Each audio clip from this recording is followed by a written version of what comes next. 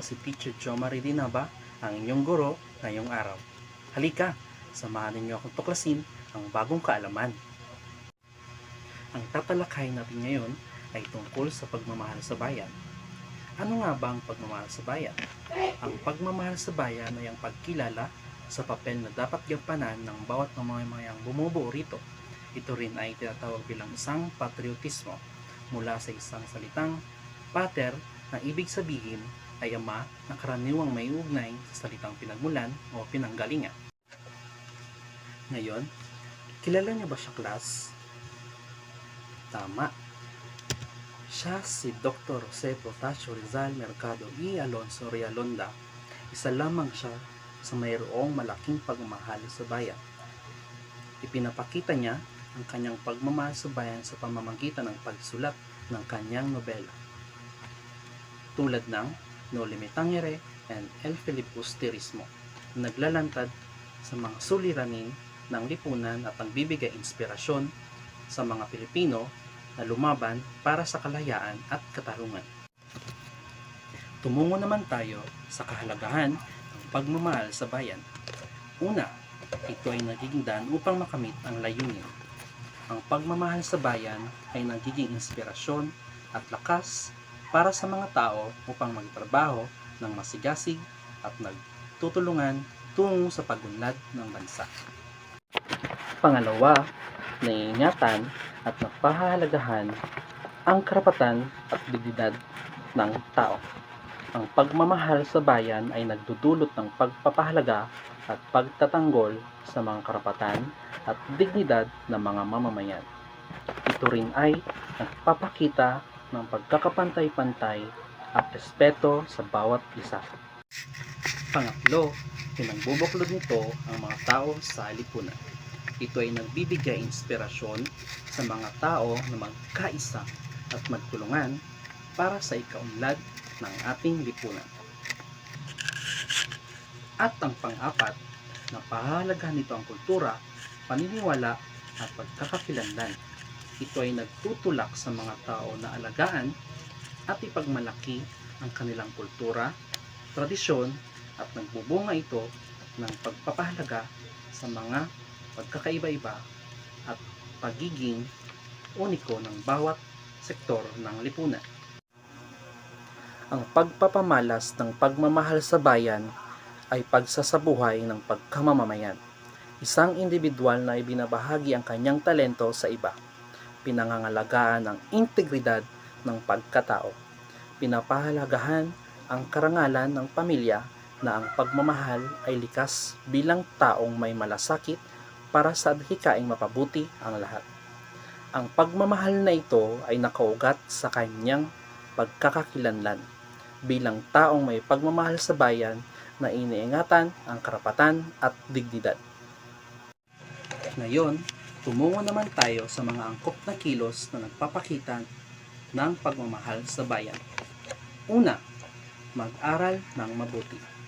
Sa pamamagitan ng pag-aaral ng mabuti, maipapakita mo ang iyong pagmamahal sa bayan dahil ito ang susi sa pagunlad at pagpapalakas ng isang bansa. Ang edukasyon ay nagbibigay kakayahan sa mga mamamayan na ay maging produktibo at makilahok sa lipunan. Sa pamamagitan ng edukasyon, ang mga individual ay nagiging mahusay na mamamayan na may kakayahan na makatulong sa pagpapaunlad ng ating bansa. Pangalawa, awitin ang pambansang awit ng may paggalang at dignidad. Ito ay nagbibigay daan sa pagpapalaganap ng pagmamahal sa bayan. Ang pag-awit ng pambansang awit ay nagbubuklod sa mga mamamayan at nagpapalakas ng kanilang pagkakaisa bilang isang bansa. Ito ay nagbibigay ng pagkakataon sa mga tao na magkaisa sa ilalim ng iisang simbolo ng pagmamahal sa bayan. Pangatlo, maging totoo at tapat. Huwag mangopya o magpakopya. Ang pagiging totoo at tapat ay nagpapalakas ng pagtitiwala sa isa't isa at sa institusyon. Sa pamamagitan ng pagiging tapat at mga pangako sa salita, Nabubuo ang tiwala at respeto sa pagitan ng mga tao na nagpapalakas ng samahan at pagkakaisa sa lipunan. Pang-apat, bumili ng produktong sariling atin, huwag speke at smuggle. Ito ay nagpapakita ng suporta sa mga gawang Pinoy at upang mapaunlad pa ang ating bansa at upang mapaunlad pa rin ang mga ekonomiya at igalang ang matatanda. Sa pamamagitan ng paggalang sa mga matatanda, ipinapakita natin ang pagpapahalaga sa kanilang kwento, tradisyon na nagbibigay sa entidad ng bansa. Ang mga matatanda ay may malalim na kaalaman at karanasan na maaaring magamit upang gabayan at turuan ang mga susunod na henerasyon. Sa pamamagitan ng paggalang at sa kanilang karunungan, magiging bukas tayo sa pagtanggap ng mga magagandang aral at payo na magiging gabay sa ating pag-unlad bilang individual at bilang isang bansa. Ngayon, ang pagmamahal sa bayan ay isang mahalagang konsepto na naglalaman ng pagmamahal, pangangalaga at pagtulong upang mapaunlad ang ating bansa. Ito ay mahalaga upang mapanatili ang kapayapaan at katahimikan ng ating bansa. Ngayon, may mga katanungan lamang akong ibibigay sa inyo.